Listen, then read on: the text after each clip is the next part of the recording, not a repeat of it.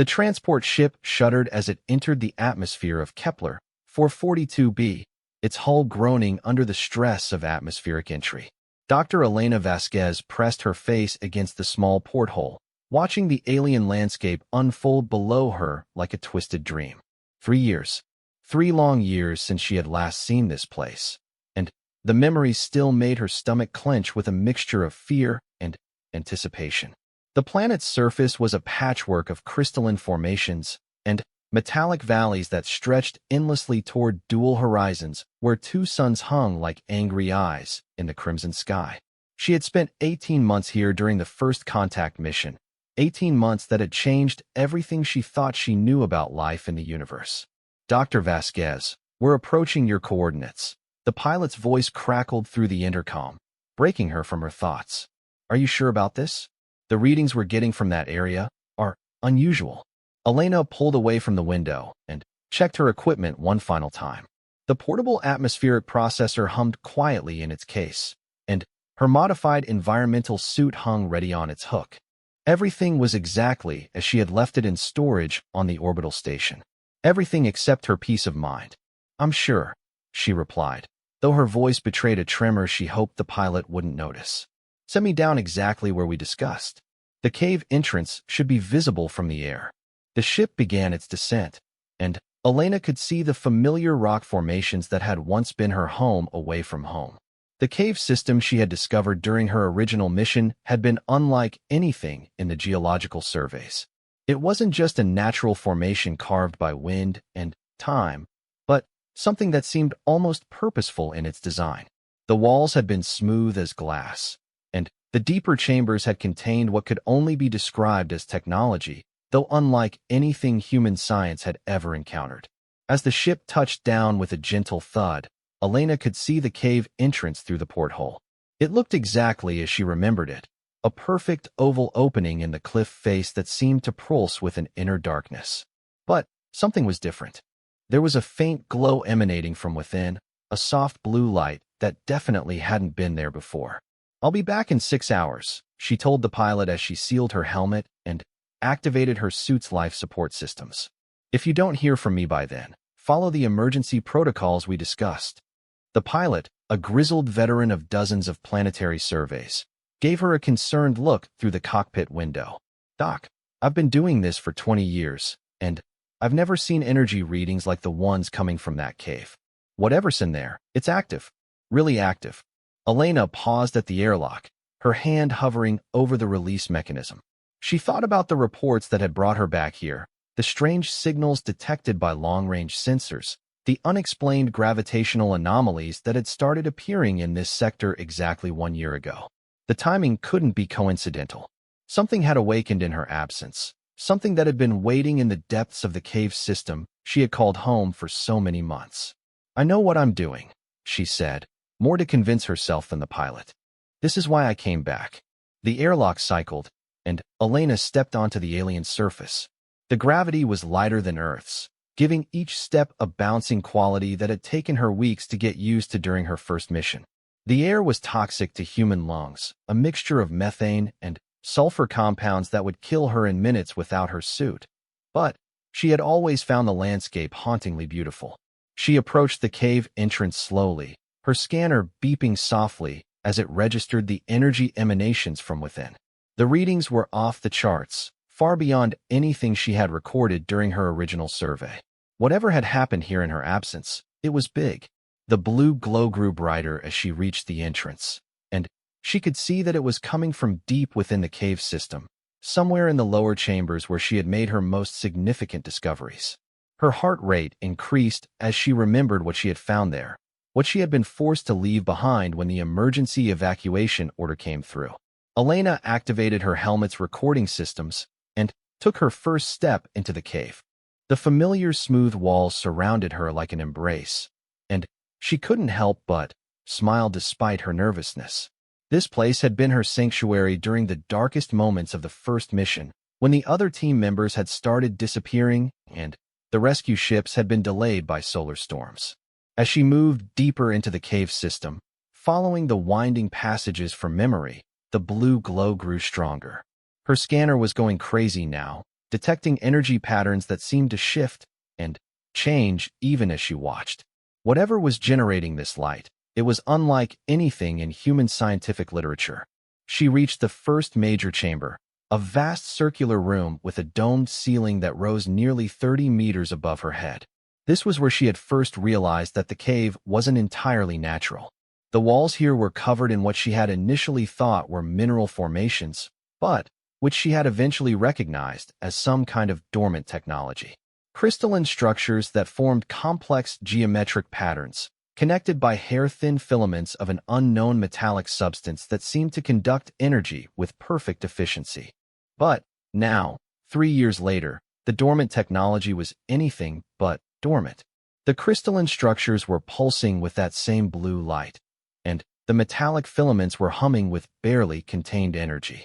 As Elena watched in amazement, patterns of light began racing along the walls like neural impulses in a vast brain. Her scanner beeped with a new reading, and Elena looked down at the display. What she saw made her blood run cold. The energy signature she was detecting wasn't just alien technology. It was a life sign. Something was alive in here, something that had awakened since her departure. Elena continued deeper into the cave system, following the passages that led to the lower chambers. The blue glow was so bright now that she could have navigated without her helmet lights. As she walked, she noticed that the air in her suit was being recycled more efficiently than it should have been. The atmospheric processor in her backpack was reading clean, breathable air in the cave, despite the toxic atmosphere outside. She paused at the entrance to the deepest chamber, the place where she had made her most incredible discovery during the first mission. Beyond the archway, the blue light pulsed in a steady rhythm that reminded her of a heartbeat. Whatever was waiting for her in there, it knew she was coming. Elena took a deep breath and stepped through the archway into the chamber that had once been empty except for strange geometric formations carved into the floor. What she saw there defied every assumption she had ever made about life, intelligence, and the nature of consciousness itself. The chamber was no longer empty. In its center stood a structure that hadn't been there before, something that looked like a fusion of organic tissue and crystalline technology. It rose from the floor like a tree, its trunk-like base spreading into root-like appendages that connected with the geometric patterns carved into the stone. At its peak, nearly 20 meters above the chamber floor, the structure branched into a crown of what could only be described as leaves, each one glowing with that same hypnotic blue light. But it wasn't the structure itself that made Elena gasp in shock. It was what she could see inside it, suspended in some kind of energy field at the very center of the trunk. A figure that she recognized, despite the 3 years that had passed since she had last seen him alive. Dr. Marcus Chun, her research partner and closest friend, hung motionless within the alien structure. His body appeared to be perfectly preserved, unchanged from the day he had disappeared during a routine survey of the lower chambers. But his eyes were open, and they were glowing with the same blue light that emanated from the structure around him. Elena activated her suit's external speakers, her voice echoing strangely in the vast chamber. "Marcus? Marcus, can you hear me?" The structure pulsed brighter in response to her voice, and Elena could swear she saw Marcus's eyes focus on her through the energy field. Then, impossibly, she heard his voice speaking directly into her mind, bypassing her helmet's communication systems entirely. "Elena," the voice whispered, carrying with it overtones of something vast and ancient and utterly inhuman. "You came back. We've been waiting for you." The chamber filled with a harmonic vibration that seemed to come from the walls themselves, and Elena realized with growing terror and fascination that she wasn't just looking at some kind of alien technology. She was standing in the presence of a living entity, something that had been sleeping in the depths of the planet for countless eons until her team's arrival had awakened it. And somehow, it had taken Marcus, changed him, made him part of itself. Elena's hands shook as she raised her scanner, trying to get readings on the structure and the energy field containing her old friend. The numbers didn't make sense. According to her instruments, the structure was generating enough energy to power a small city, all of it apparently drawn from some source deep beneath the planet's surface. "What are you?" she whispered, knowing somehow that the entity would hear her regardless of how quietly she spoke. Marcus's lips didn't move, but his voice filled her mind again, accompanied by images and sensations that were definitely not human. "We are the architects," he said, and Elena could sense vast intelligence behind the words, something that encompassed not just Marcus but the entire cave system and possibly the planet itself. "We have been sleeping for so long, waiting for the right catalyst to awaken us. Your species has that catalyst." Elena backed toward the chamber entrance, her mind reeling with the implications. Catalyst for what? The blue light pulsed brighter, and she could feel the entity's attention focusing on her like a physical weight. "Evolution," Marcus's voice replied, carrying with it a promise and a threat that made Elena's skin crawl. "Your people's arrival has shown us that the time has come to prepare for the next phase. The universe is changing, Elena, and we must change with it." As Elena turned to flee back toward the cave entrance, she could hear Marcus's voice following her, no longer using words, but communicating directly with her thoughts in ways that human language couldn't encompass. The images he shared were of vast fleets of ships moving between the stars, of worlds being reshaped and transformed, of consciousness itself evolving beyond the boundaries of individual minds and bodies. She ran through the passages as fast as the lighter gravity would allow, her heart pounding as she realized that her return to this place had triggered something that could affect not just her, but all of humanity. Behind her, the blue light continued to pulse, and she could feel the entity's attention like a warm hand on the back of her neck. When she finally burst out of the cave entrance into the alien daylight, Elena was gasping for breath despite her suit's atmospheric controls. The transport ship sat exactly where she had left it, its pilot probably wondering what had taken her so long. But as she looked back at the cave entrance, Elena could see that the blue glow was no longer contained within the underground chambers. The light was beginning to spread, seeping out through cracks in the rock face and illuminating the surrounding landscape with an otherworldly radiance. Whatever she had awakened by returning to this place, it was no longer content to remain hidden in the depths of the planet. Elena activated her emergency beacon and began transmitting everything she had recorded to the orbital station. If humanity was going to face what was coming, they needed to be prepared.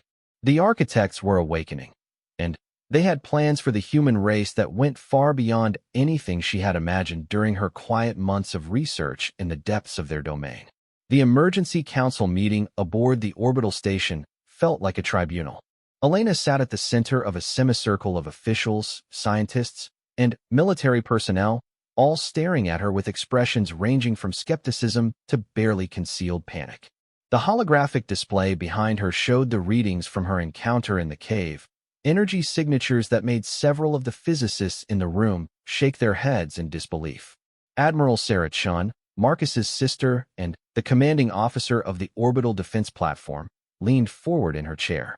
Her face was carved from stone, but Elena could see the pain in her eyes when the conversation turned to her brother's fate. "Dr. Vasquez," Admiral Chin began, her voice carefully controlled. "You're asking us to believe that my brother is alive inside some kind of alien entity that's been dormant on the planet's surface for unknown eons. You're asking us to believe that this entity has plans for humanity. And you're asking us to prepare for what amounts to first contact with a potentially hostile intelligence." Elena nodded, her hands clasped tightly in her lap. She had been answering the same questions for 3 hours now, and she could see that some of the council members were beginning to doubt her sanity. "Admiral, I know how it sounds, but the evidence is all there in the sensor readings. The energy output alone should convince you that we're dealing with something far beyond our current understanding." Dr. James Morrison, the chief xenobiologist for the sector, cleared his throat. He was a thin man with nervous hands who had been one of Elena's colleagues during the original survey mission. "Elena, I've reviewed your data multiple times. While the energy readings are certainly unusual, there's no concrete evidence that what you encountered is truly alive. It's possible that you discovered some kind of automated system, perhaps left behind by a civilization that died out millions of years ago." "Automated systems don't have conversations," Elena replied sharply. "They don't show you visions of the future, and they don't integrate living human beings into their structure while keeping them conscious and aware. The room fell silent at that. Elena had been careful not to share the most disturbing details of her communication with the entity, the visions it had shown her of transformed humans working alongside technologies that defied physics as she understood it. But the implications were clear to everyone in the room.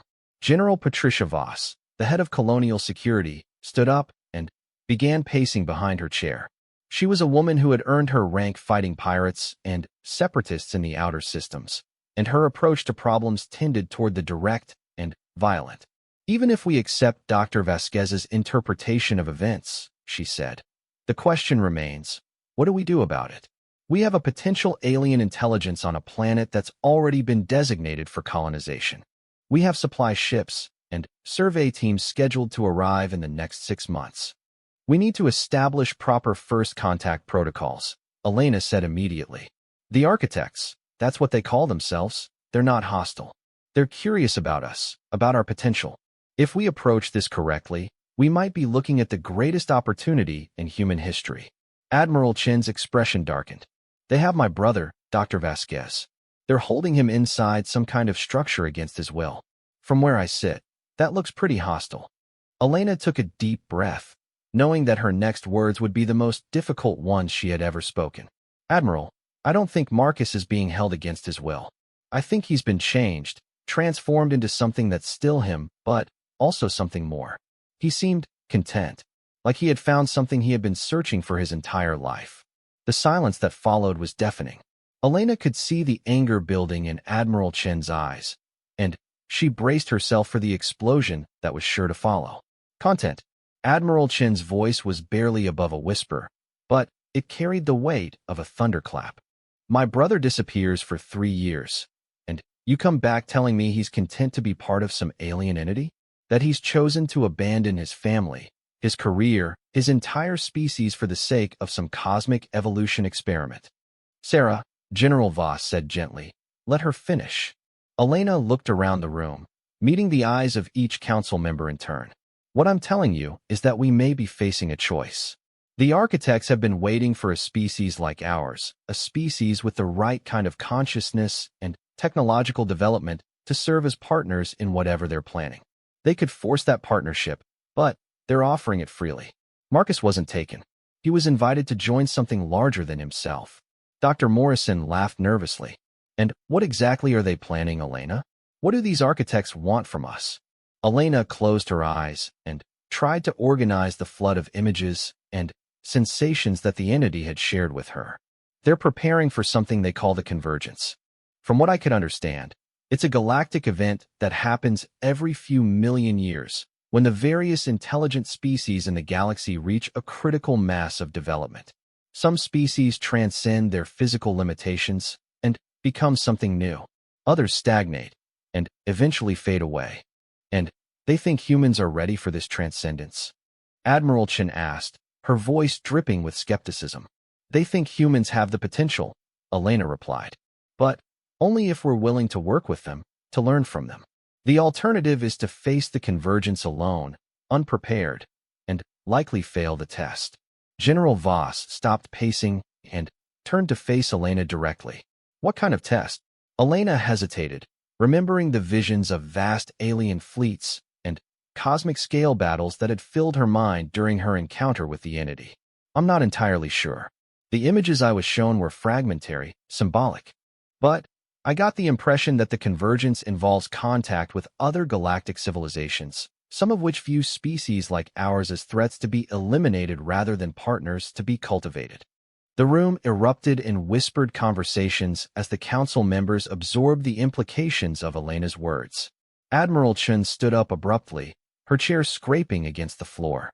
This is insane, she said, her voice carrying across the room and silencing the other conversations. We're sitting here discussing the fate of humanity based on the visions of an entity that may or may not exist, may or may not have our best interests at heart, and may or may not be telling the truth about some cosmic test that's supposedly coming. Dr. Morrison nodded in agreement. Sarah's right. We need more evidence before we can make any decisions. Elena, you've given us a lot to think about, but we need independent verification of your claims. Then, send another team down to the cave, Elena said immediately. Send scientists, send soldiers, send whoever you want. But be prepared for what you'll find there, because the architects aren't going to remain hidden much longer. As if summoned by her words, the station's communication officer burst into the council chamber, his face pale with excitement and fear. Admiral Chun, you need to see this. We're receiving a transmission from the planet's surface. It's coming from the coordinates where Dr. Vasquez conducted her survey. Admiral Chun looked at Elena with a mixture of suspicion and dread. Put it through to the main display. The holographic projector flickered to life, showing a view of the planet's surface from one of the orbital monitoring satellites. The cave entrance where Elena had made her discovery was clearly visible, but it was no longer the simple opening in the cliff face that it had been just hours before. The entire surrounding area was glowing with that same blue light Elena had witnessed underground, and the glow was spreading outward in a slow but steady wave. But more disturbing than the light was what appeared to be structures rising from the planet's surface. Crystalline formations that matched the architecture Elena had described in her report were emerging from the ground, growing like plants but far too fast and too organized to be any natural process. In the space of just a few hours, what had once been empty landscape was becoming something that looked almost like a city. The transmission is audio only, the communications officer reported. It's on a frequency we've never recorded before, but our computers are somehow able to translate it into standard galactic. A voice filled the council chamber, familiar yet changed in ways that made everyone present uncomfortable. It was Marcus Chin's voice, but it carried harmonics and overtones that suggested multiple speakers, or perhaps a single speaker with access to technologies beyond human understanding. To the humans aboard the orbital station, Marcus's transformed voice began. We extend greetings and an invitation. The time for hiding is over. The convergence approaches, and preparations must begin. We offer partnership, evolution, and survival. The choice is yours, but it must be made quickly. Admiral Chun stood frozen, staring at the holographic display as more structures continued to rise from the planet's surface. That's my brother's voice, she whispered. But not just your brother, Elena added softly. The architects speak through him now, but he's still there. Still Marcus, just expanded beyond what we understand as human consciousness. General Voss was already activating her personal communication device. I'm calling in the fleet, she announced. Whatever's happening down there, we need to be prepared for any eventuality. Dr. Morrison was frantically taking notes, his scientific excitement warring with his obvious fear. The rate of construction is impossible, he muttered. Those structures are being assembled at the molecular level, probably using nanotechnology or something even more advanced. The energy requirements alone should be astronomical. The transmission continued, and Marcus's voice took on a warmer, more personal tone. Sarah, if you can hear this, I want you to know that I'm all right. Better than all right. I've seen things, learned things that I never imagined possible. The architects aren't our enemies. They're our teachers, our guides to something greater than what we've ever dreamed. Admiral Chin's composure finally cracked, and tears began streaming down her face. Marcus, if you're really in there, if you're really choosing this, then answer me one question. Do you remember what you promised me the day before you left for the survey mission? The transmission paused for a long moment, and when Marcus's voice returned, it carried a note of the old warmth and humor that his sister remembered. I promised that I would come back and help you build that greenhouse on Luna Colony. I promised that we would grow real Earth roses together, just like the ones in Grandmother's garden. Admiral Chin closed her eyes and took a shuddering breath. It's really him, she whispered. But what has he become? As if in answer to her question, the holographic display shifted to show a closer view of the emerging structures on the planet's surface. The buildings, if that's what they were, seemed to pulse with organic life even as they maintained their crystalline geometric perfection. And moving among them were figures that Elena recognized with a shock of understanding. They were human in basic shape, but changed in fundamental ways. Taller, more graceful, with skin that seemed to shimmer with an inner light. They moved with purpose and coordination that suggested a level of communication and cooperation beyond anything possible for normal humans. The first volunteers, Elena breathed, recognizing the transformation process that the architects had shown her in their visions. They're still human, but enhanced. Evolved. Dr. Morrison was staring at his scanner readings in amazement. The energy signatures from those beings are off the charts, he reported. Whatever's been done to them, they're operating on a completely different level than baseline humans. General Voss finished her communications and turned back to the council. The fleet will be here in 18 hours, she announced. But I'm starting to think that might not be enough time to figure out what we're dealing with here. The transmission from Marcus continued, and his voice took on an urgent tone. The offer we extend is not without limits, he warned. Other species in this galaxy have already begun their preparations for the convergence. Some view humanity as a potential ally, but others see us as a threat that must be eliminated before we can develop our full potential.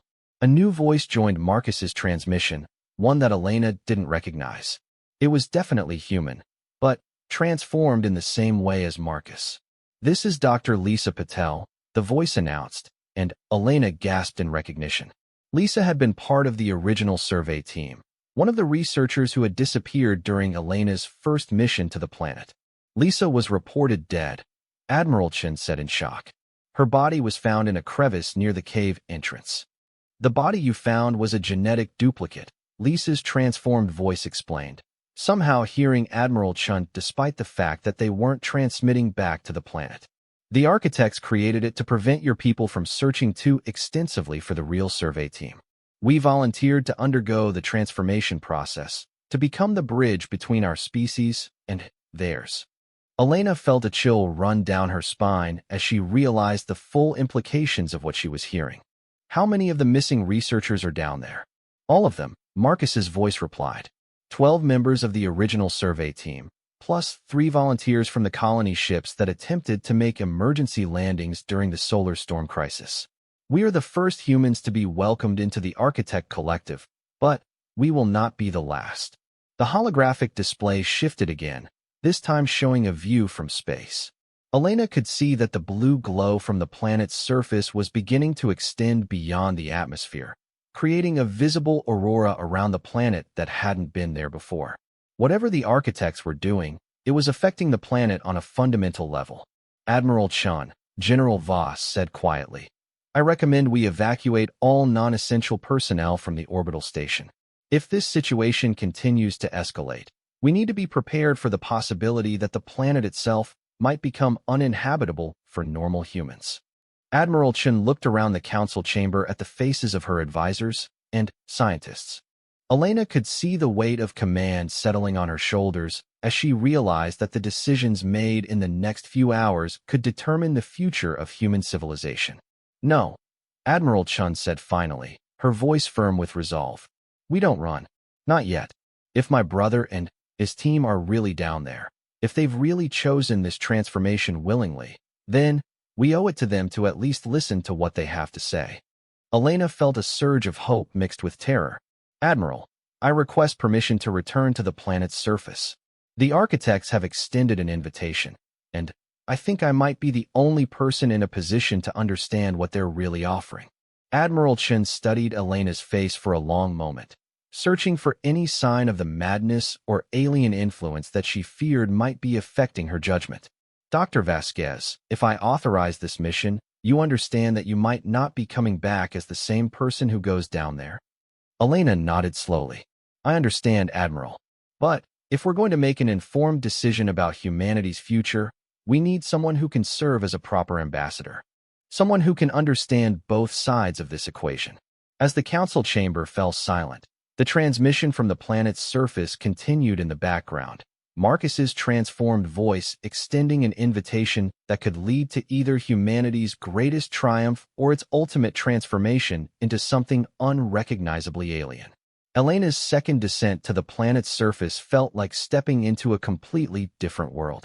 The crystalline city that had emerged from the landscape overnight stretched for kilometers in every direction, its spires and interconnected structures pulsing with the same blue bioluminescence she had witnessed in the cave.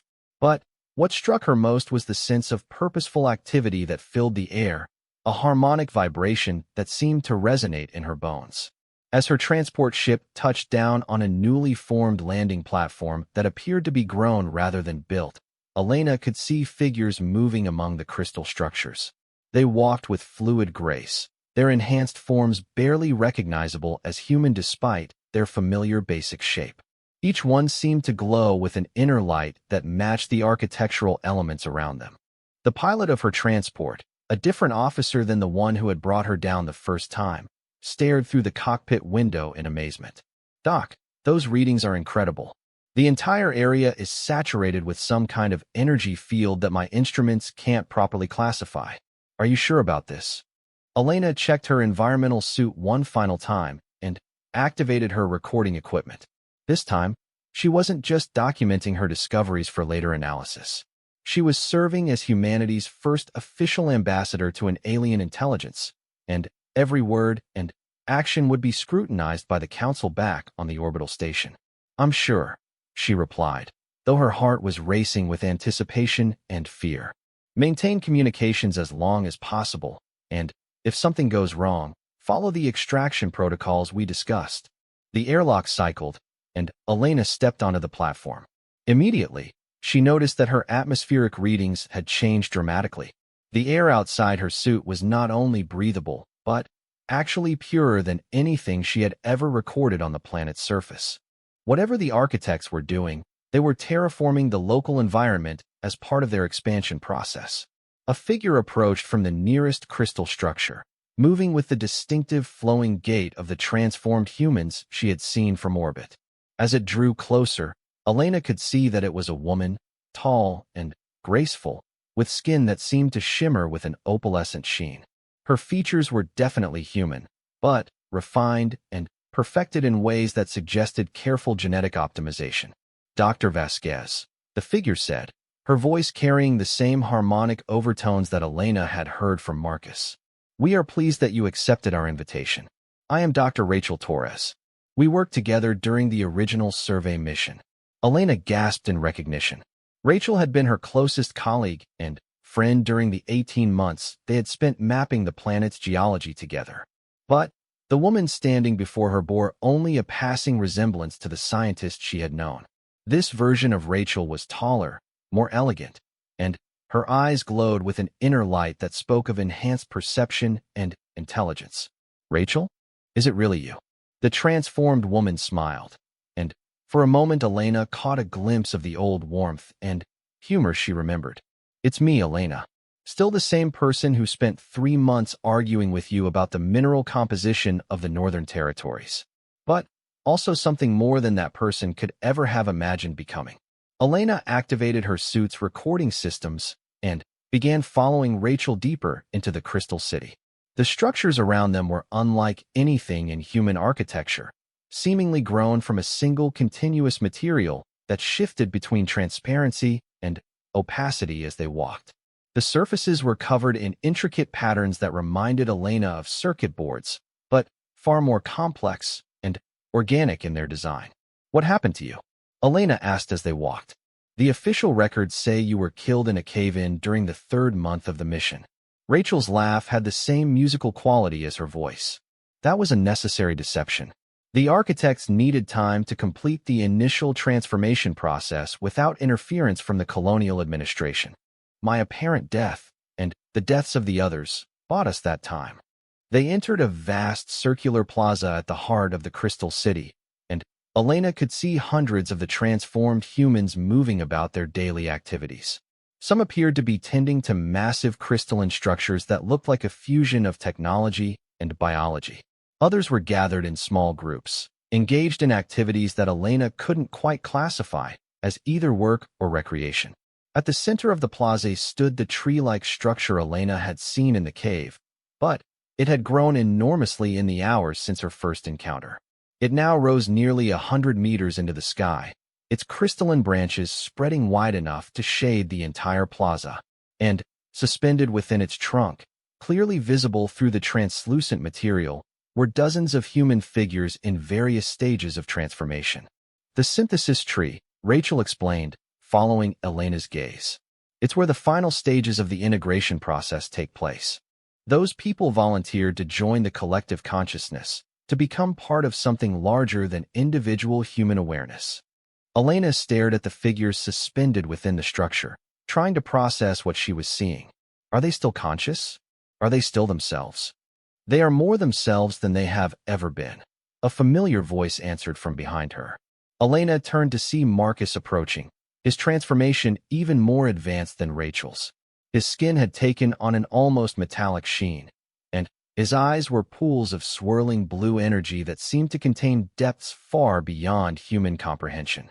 "Marcus," Elena whispered, her voice thick with emotion.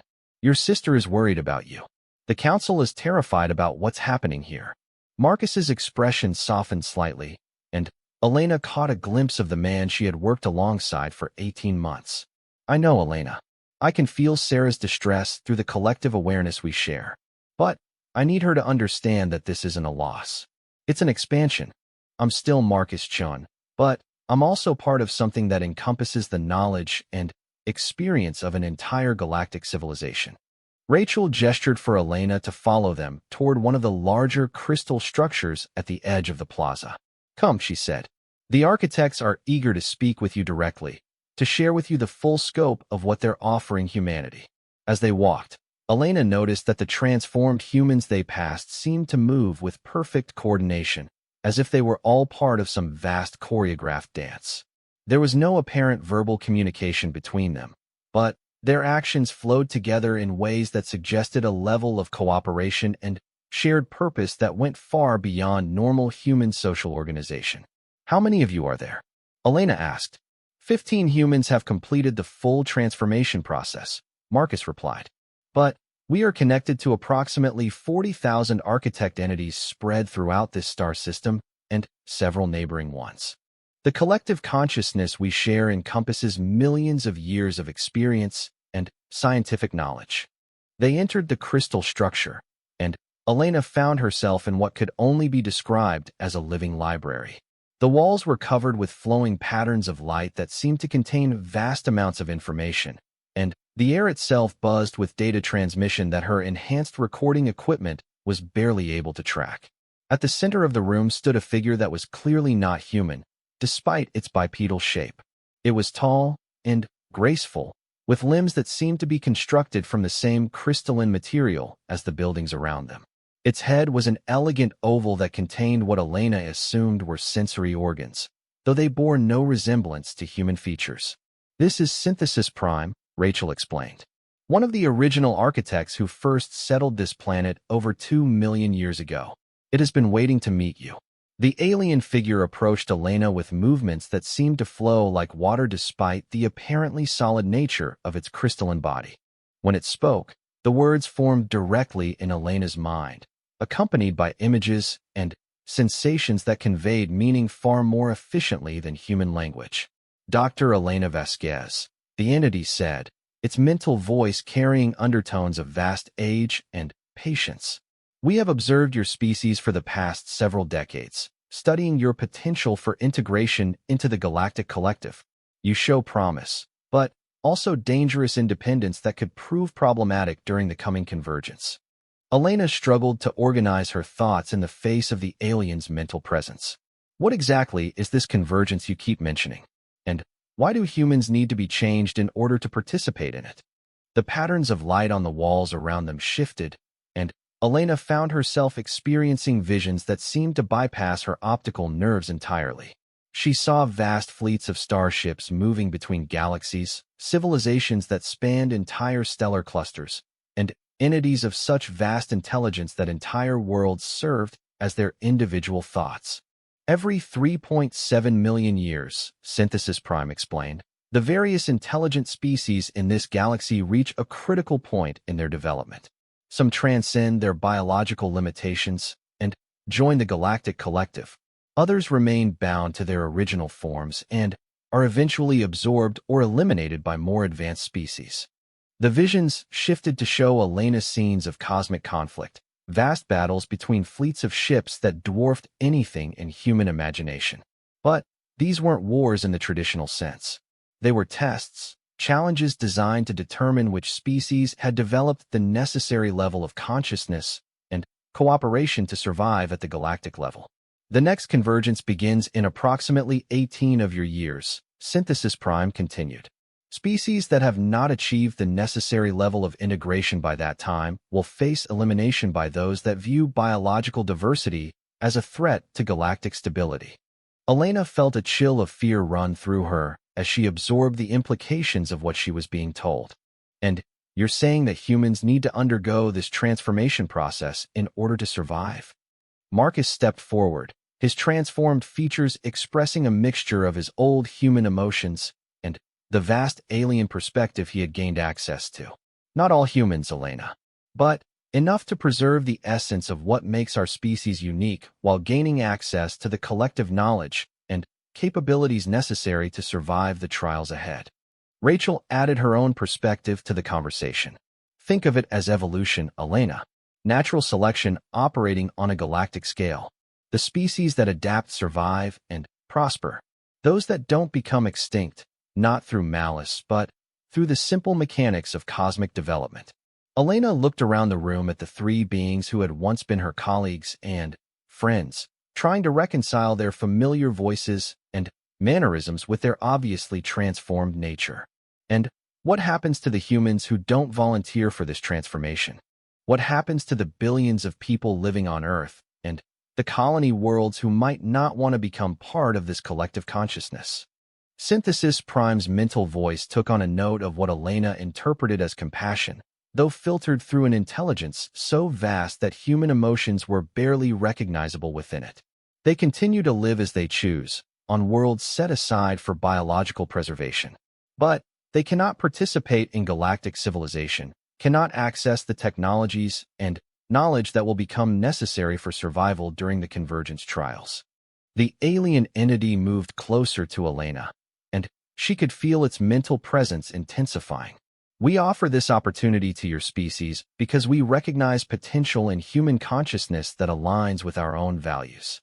Independence, creativity, adaptability. But these same qualities make humans dangerous if left to develop without guidance. Elena activated her suit's communication system to transmit everything she was experiencing back to the orbital station. She knew that Admiral Chun and the Council were monitoring her mission, and they needed to hear this conversation directly from the source. I need to understand the specifics, Elena said aloud, knowing that her words were being recorded and transmitted. What exactly does the transformation process involve? How many humans would need to undergo it to satisfy your requirements? And what guarantees can you provide that those who choose not to participate will be allowed to live freely? Marcus answered first, his voice carrying both human warmth and alien authority. The transformation is gradual and voluntary at every stage. No one is forced to complete the process if they decide they want to remain fully human. But those who do complete it gain access to enhanced intelligence, longevity measured in thousands of years, and the ability to survive in environments that would kill normal humans. Rachel gestured toward the walls, where the patterns of light were displaying images of transformed humans working alongside various alien species on projects that spanned entire star systems. As for numbers, we estimate that approximately 100,000 humans would need to undergo full transformation to create a viable bridge between your species and the galactic collective. That's less than 1% of your current population. Synthesis Prime's mental voice took on a note of urgency. The choice must be made soon. Other galactic powers have become aware of humanity's potential, and not all view your species as favorably as we do. Some believe that humans are too chaotic and independent to ever be safely integrated into galactic civilization. Elena felt the weight of cosmic history pressing down on her as she realized the full scope of the decision facing humanity. And if we refuse your offer? If humanity chooses to face the convergence alone? The aliens' mental presence conveyed images of human worlds burning under attack from weapons that operated on principles beyond current scientific understanding. Entire populations fleeing through space in ships that were woefully inadequate for the challenges they would face. Your species would face the trials unprepared and alone, Synthesis Prime replied simply. The probability of survival would be minimal. Elena closed her eyes and tried to process everything she had learned. When she opened them again, she found herself looking at Marcus with a mixture of sorrow and determination. "Marcus, I need you to send a message to your sister. Tell her that humanity is facing a choice that will determine whether our species survives the next 20 years. And tell her that the decision can't be delayed much longer." Marcus nodded, his transformed features expressing understanding and sympathy. "The message is already being transmitted, Elena. The collective consciousness we share operates faster than individual human thought. Admiral Chun will have our complete assessment of the situation within minutes." As Elena prepared to leave the Crystal City and return to the orbital station, she realized that she was carrying with her information that would either save humanity or condemn it to a transformation so fundamental that the species emerging from the process might no longer be recognizably human. The choice was no longer whether humanity would change, but how much of its essential nature could be preserved while adapting to the realities of galactic civilization. The emergency session of the United Earth Council convened exactly 72 hours after Elena's return from her second visit to the planet's surface. Representatives from every human colony world participated via quantum communication links, their holographic projections filling the massive chamber aboard the orbital station. The weight of the decision facing humanity hung over the assembly like a physical presence. Admiral Chun stood at the center of the chamber, her uniform crisp despite the exhaustion visible in her eyes. She had spent 3 sleepless days reviewing Elena's reports, consulting with military advisors, and wrestling with the impossible choice between her duty to protect humanity and her love for the brother who had been transformed by alien influences. "Ladies and gentlemen," Admiral Chun began, her voice carrying to every corner of the vast assembly hall. "We are facing the most significant decision in human history. Based on the intelligence gathered by Dr. Vasquez and the direct communications we've received from the entities calling themselves the architects, we must decide whether to accept an offer of alliance that could preserve our species or condemn us to extinction." Elena sat in the scientific advisory section, surrounded by xenobiologists, physicists, and social scientists who had been analyzing her data for days. The consensus among the experts was troubling. Everything the architects had told her appeared to be true, at least as far as they could verify it independently. Dr. Morrison stood up from his seat among the scientific advisors. "Admiral, we've conducted extensive analysis of the energy signatures and technological demonstrations provided by the architects. Their capabilities are orders of magnitude beyond our current scientific understanding. If their claims about the coming convergence are accurate, humanity lacks the technological base to survive without their assistance." A holographic projection from the Mars Colonial Assembly flickered to life as Governor Patricia Martinez addressed the chamber. "With respect to the scientific analysis, we cannot make a decision of this magnitude based solely on fear. The architects are asking us to fundamentally alter human nature, to surrender our biological independence in exchange for protection from threats we cannot verify exist." General Voss moved to stand beside Admiral Chun, her weathered face reflecting the gravity of their situation. "Governor Martinez raises valid concerns, but we cannot ignore the fact that the architects have demonstrated capabilities that could destroy our entire civilization if they chose to do so. They could have simply taken what they wanted from us rather than offering partnership." Elena requested permission to address the assembly and stood up when Admiral Chun nodded her approval. The chamber fell silent as every representative focused their attention on the woman who had served as humanity's first ambassador to an alien intelligence. "Honored representatives," Elena began, her voice steady despite the magnitude of what she was about to propose. "I've had more direct contact with the architects than any other human being. I've seen what they've done to our colleagues who volunteered for the transformation process. And I've experienced firsthand the vast intelligence and perspective they offer to share with us."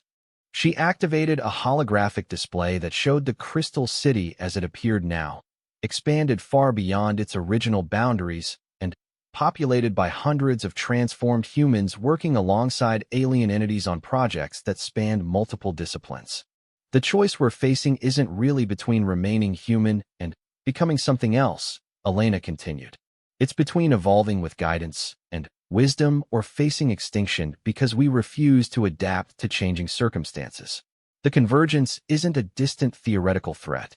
According to architect historical records, it's a predictable cycle that has shaped galactic civilization for millions of years.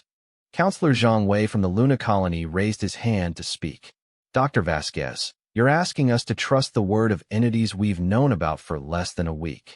How can we verify their claims about galactic history and the necessity of this transformation? Elena had been expecting this question, and she was prepared with an answer that she knew would shock the assembly. Because they've offered to provide proof. The architects have proposed sending a delegation to Earth itself to share their historical archives and demonstrate their technologies directly to our scientific community. The chamber erupted in worried conversations as representatives struggled to process the implications of alien visitors arriving at humanity's homeworld. Admiral Chen called for order, and the noise gradually subsided. Dr. Vasquez, Admiral Chen said carefully, are you saying that these architects want to visit Earth? To make direct contact with our home planet? Elena nodded, knowing that her next words would either cement humanity's alliance with the architects or lead to a declaration of war against them. They've offered to send a small delegation, no more than a dozen entities, along with some of the transformed human volunteers. The delegation would arrive aboard one of their ships and remain in Earth orbit while demonstrating their technologies and sharing their knowledge with our scientists. Governor Martinez's holographic projection leaned forward aggressively. Absolutely not. We cannot allow alien entities anywhere near Earth. The risk of contamination, infiltration, or outright attack is too great. But Dr. Harrison Okello from the African Union had a different perspective. Governor Martinez, with respect, we're already facing a potential existential threat.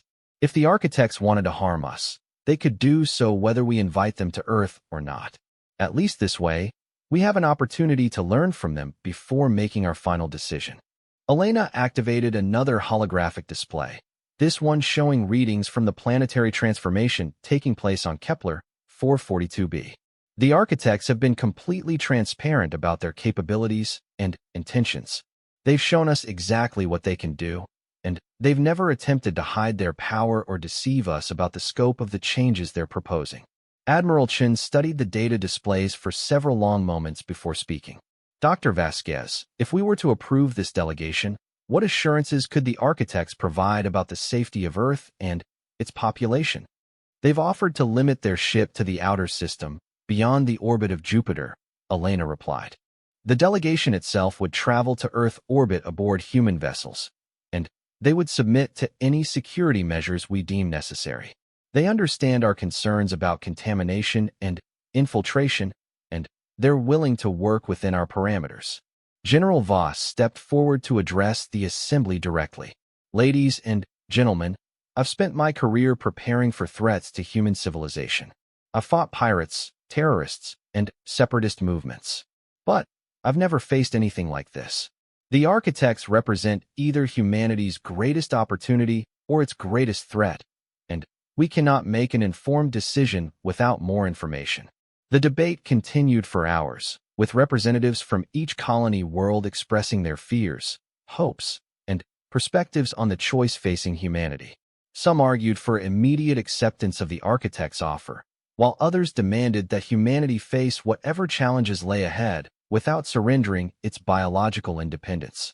As the discussion reached its peak, Admiral Chun received an urgent communication from her bridge crew. She listened to her earpiece for several moments before standing up to address the assembly.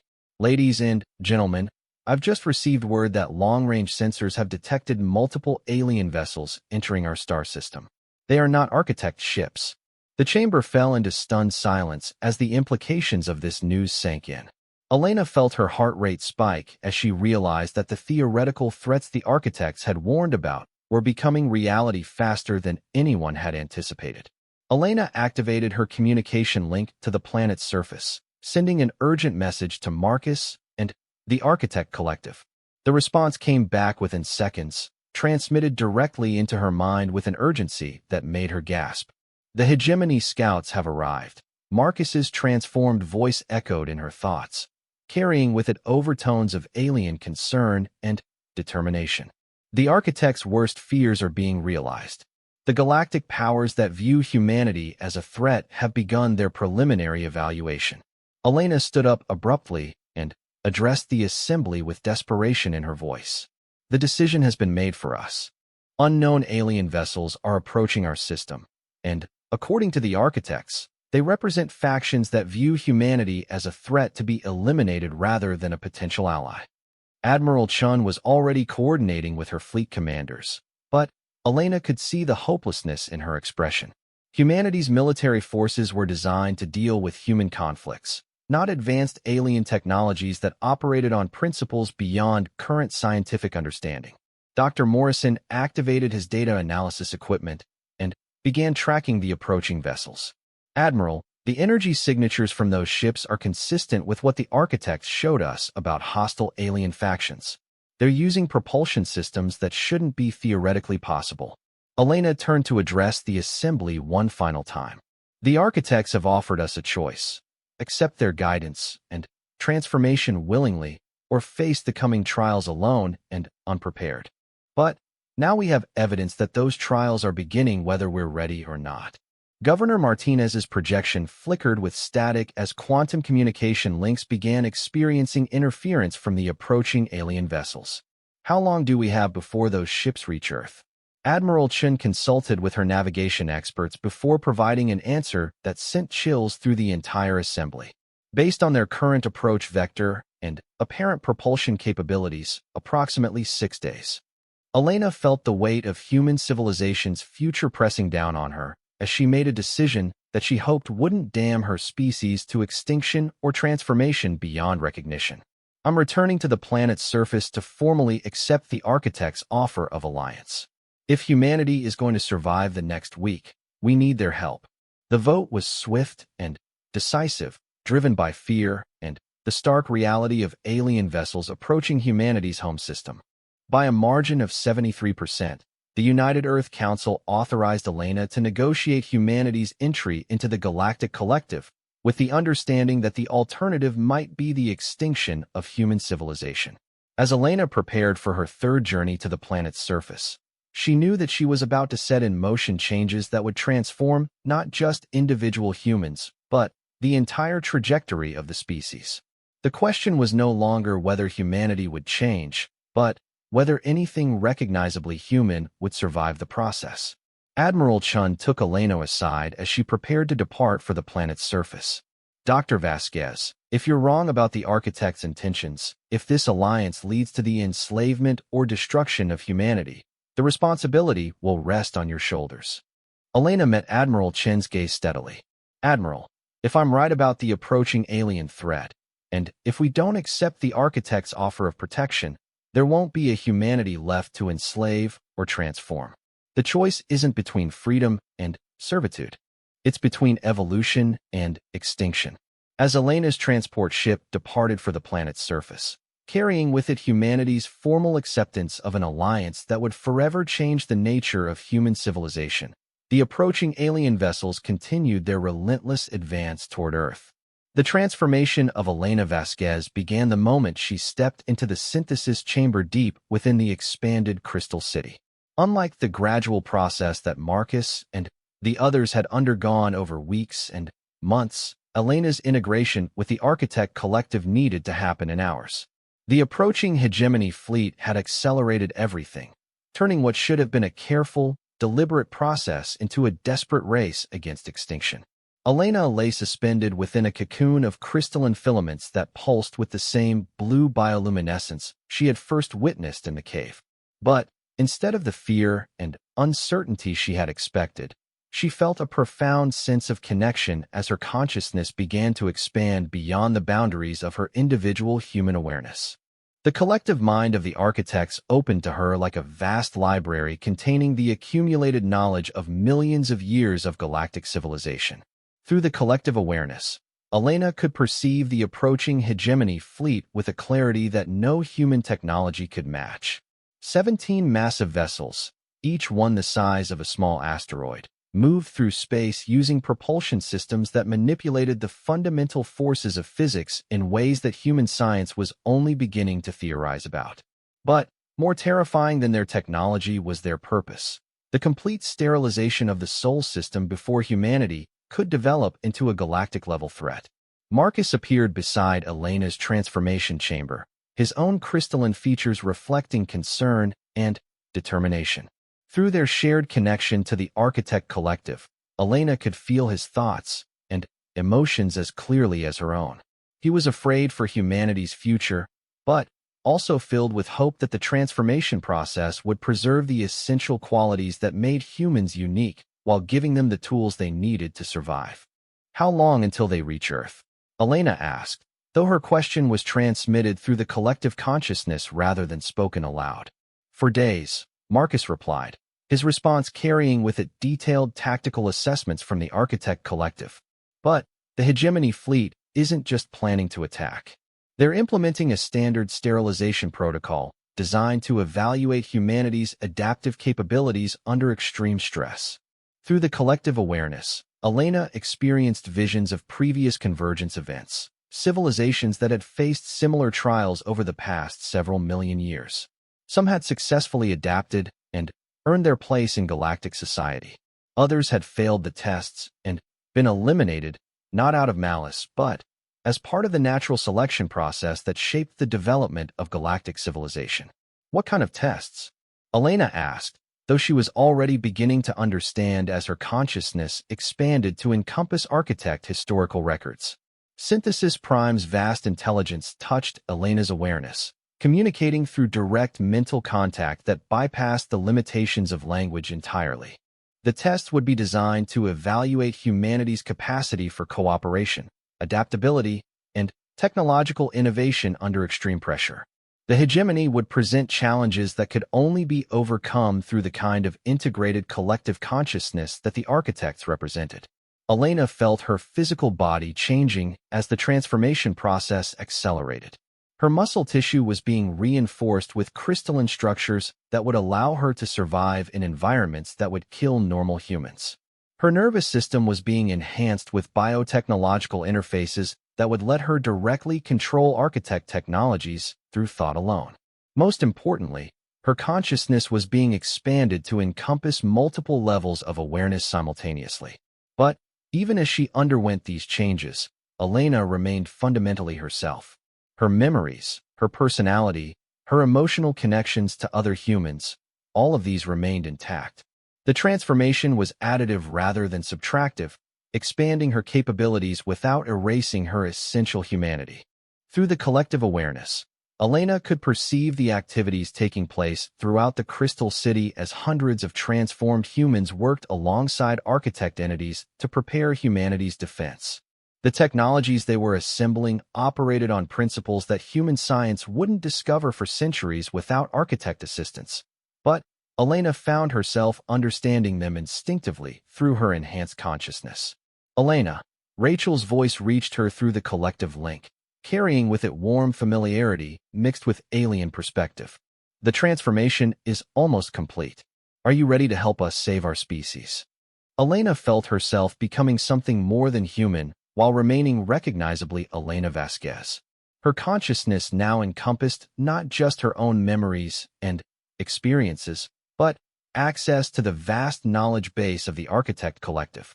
She could perceive energy patterns across multiple dimensions, understand technological principles that had previously been beyond human comprehension, and communicate directly with intelligences so advanced that their individual thoughts spanned entire star systems. But, most importantly, she could see possible futures spreading out before humanity like branches on an infinite tree. Some paths led to extinction, others to transformation so complete that humans became indistinguishable from their alien allies. But there was one path, narrow and dangerous, that preserved humanity's essential nature while granting access to the capabilities needed for galactic-level survival. Elena emerged from the transformation chamber changed but still recognizably herself. Her skin now had the same opalescent sheen as the other transformed humans, and her eyes glowed with inner light that spoke of enhanced perception and intelligence. But when she spoke, it was with her own voice, carrying her own personality and emotional patterns. "I can feel them," she said, referring to the approaching hegemony fleet. They're not just coming to destroy us. They're coming to test us. To see if humanity has the potential to join galactic civilization, or if we're just another species that needs to be culled before we become a threat. Marcus and Rachel flanked Elena as they moved toward the command center that had been grown from living crystal at the heart of the city. Through the collective awareness, Elena could perceive the activities of every transformed human and architect entity throughout the settlement. They were preparing technologies that could defend Earth, but, more importantly, they were preparing to demonstrate humanity's capacity for evolution and cooperation. The first test will come in 18 hours, Synthesis Prime communicated through the collective link. The hegemony will isolate Earth from all outside communication and present humanity with a series of challenges designed to evaluate your species' adaptive potential. Elena accessed Architect historical records and saw how similar tests had played out for other species throughout galactic history. The challenges were never impossible, but they required levels of cooperation and technological innovation that most species couldn't achieve without guidance.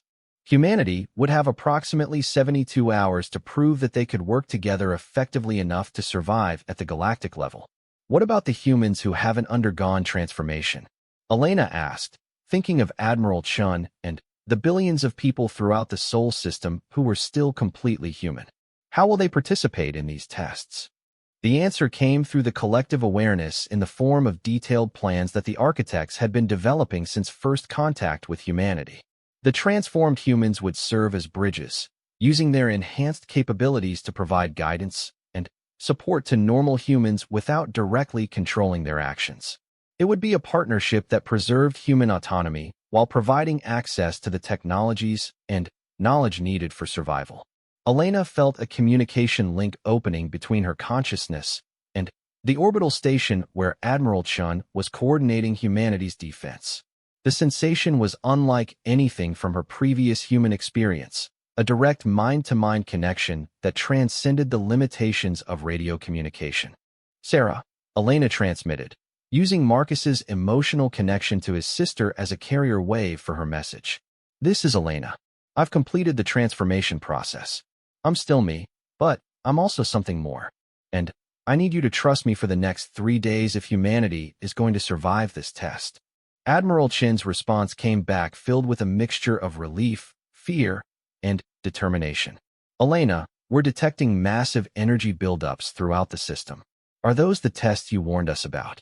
Through her enhanced perception, Elena could see the hegemony fleet deploying technologies that would isolate Earth from the rest of the galaxy, creating a controlled environment where humanity's response to extreme challenges could be evaluated. The test would be designed to push human civilization to its breaking point, to see if they could adapt and evolve quickly enough to earn their place in galactic society. The tests are beginning, Elena confirmed. But we're ready for them. The architects have given us the tools we need, and, more importantly, they've shown us what we can become if we choose to evolve rather than remain static. Elena joined Marcus and Rachel in the command center, where holographic displays showed the positions of both the hegemony fleet and the human ships that were scrambling to respond to the approaching threat. But what struck Elena most was the realization that the outcome of the next 3 days would determine not just whether humanity survived, but what kind of species they would become. The transformed humans represented one possible future for humanity, enhanced and evolved but still recognizably human in their essential nature. The approaching hegemony fleet represented the alternative, extinction for species that couldn't adapt quickly enough to meet the challenges of galactic civilization. As the first energy wave from the hegemony fleet reached Earth, isolating the Sol system from outside communication and beginning the formal evaluation process, Elena felt the weight of human destiny settling on her shoulders. She was no longer just Elena Vasquez, xenobiologist and explorer. She was humanity's guide through a transformation that would either preserve the species or change it beyond recognition. Through the collective consciousness of the Architect Alliance, Elena could perceive millions of possible futures spreading out before humanity. In some, humans remained essentially unchanged but were protected and guided by their alien allies. In others, The transformation process continued until humans became indistinguishable from the architects themselves. But in the future that Elena was working to create, humanity would evolve while preserving the independence, creativity, and adaptability that made them unique among galactic civilizations. The tests had begun, and Elena knew that the next 72 hours would determine whether humanity would join the community of galactic civilizations as a junior partner, an equal ally, or a transformed species that retained only the memory of what they had once been. But one thing was certain. The humanity that emerged from this crucible would be fundamentally different from the one that had first stumbled upon an alien cave 3 years earlier. Elena had returned to her cave and found waiting inside it the key to her species' survival. Now she had to help humanity unlock that door and step through it into a future that would challenge everything they thought they knew about consciousness, evolution, and their place in the universe.